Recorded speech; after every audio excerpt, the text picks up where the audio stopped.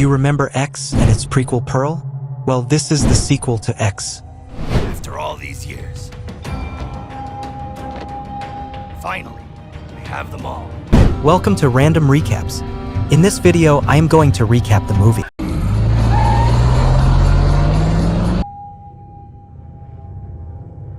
It's 1959.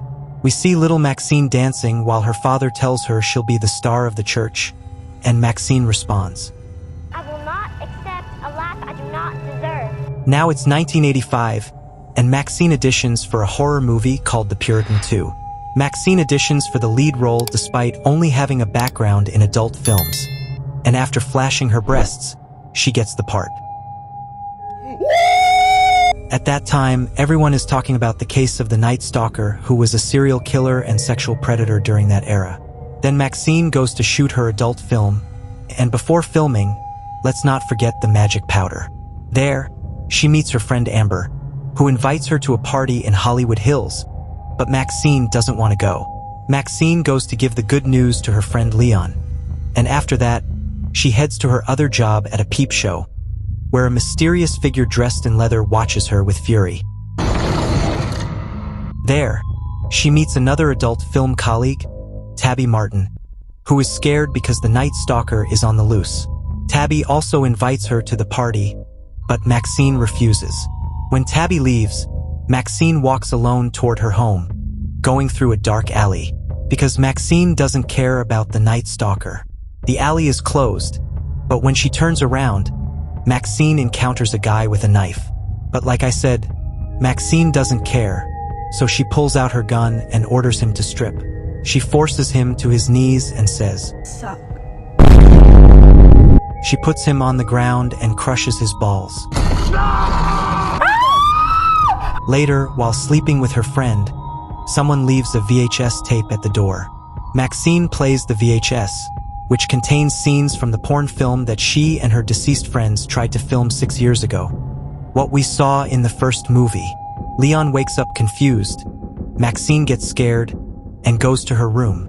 After asking if she's okay, Leon leaves for his home.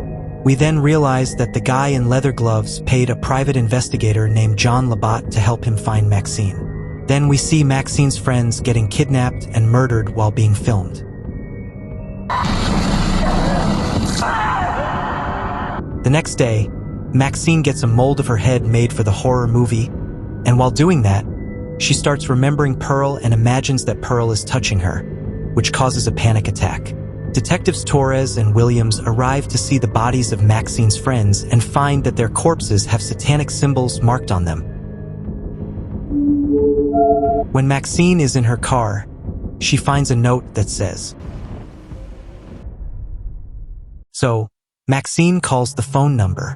A man tells her that if she doesn't want to go to jail, she has to meet him at a hotel within an hour.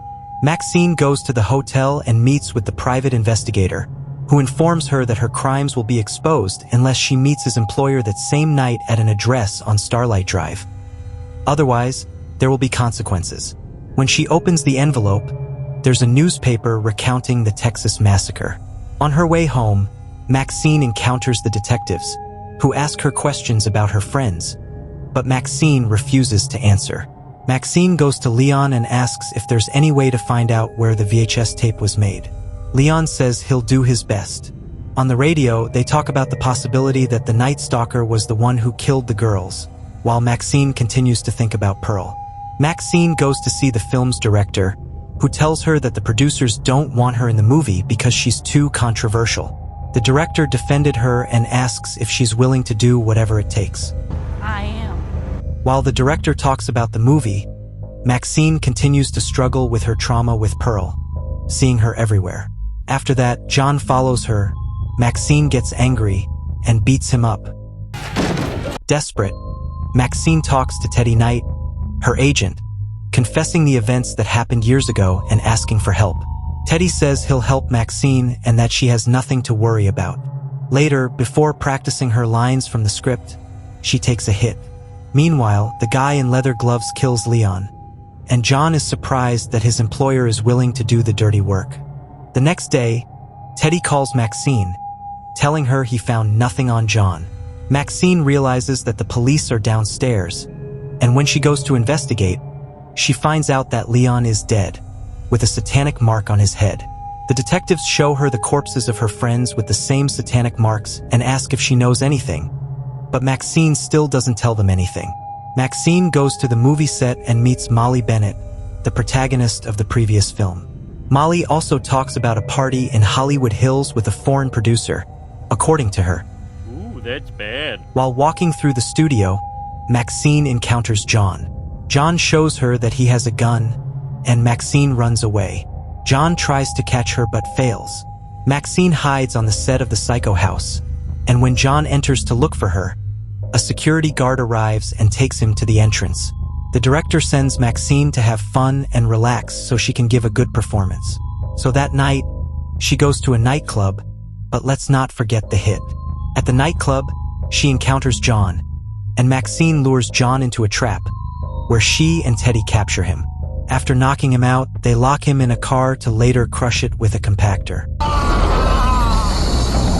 Later, Maxine considers going to the address John gave her and remembers that her colleagues and Molly talked about the party in the hills. So she heads there, being followed by the detectives. Maxine enters the house and finds her video from when she was a child and also her father, Ernest Miller, the pastor from the first movie. Realizing that he is the killer, What the hell? Miller tells her that he and his group have been filming the murders to expose Hollywood for what they claim it is, a corrupt and satanic environment. I don't know how filming murders exposes Hollywood, but let's let the man cook. Maxine realizes that Molly's corpse is in a suitcase, and her father takes the opportunity to trap Maxine. Then they tie her up, believing they can still save Maxine. They tie her to a tree intending to perform an exorcism. What? Which they also film. The man just loves recording everything. You disgust me. The father starts the exorcism and tells her that if she doesn't repent, he'll brand her with the satanic symbol. But then the detectives arrive to save Maxine. Miller orders his followers to shoot, and he grabs the branding iron, sets himself on fire, jumps into the pool, and escapes while the shootout continues. Maxine manages to free herself, but one of the followers grabs her, though she escapes.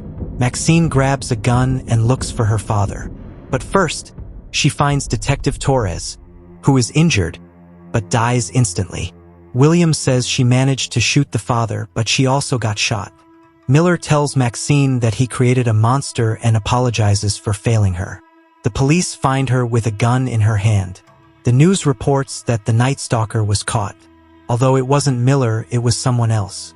Maxine is seen as a celebrity credited with stopping her father's cult.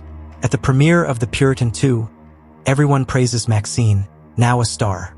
On the red carpet, we find out that a biographical movie about her will be made. Everything is beautiful, Maxine, the ultimate star, but it's all a lie. Maxine is still with her father, saying her line, "I'm not willing to accept a life I don't deserve." Maxine tells her father that she didn't fail him, that she gave him exactly what he wanted, divine intervention, and then she blows his head off. A month later, Maxine is still working on The Puritan 2, hoping that her success doesn't stop. I just never wanted it to end. But let's not forget the drugs. And that's how the movie ends.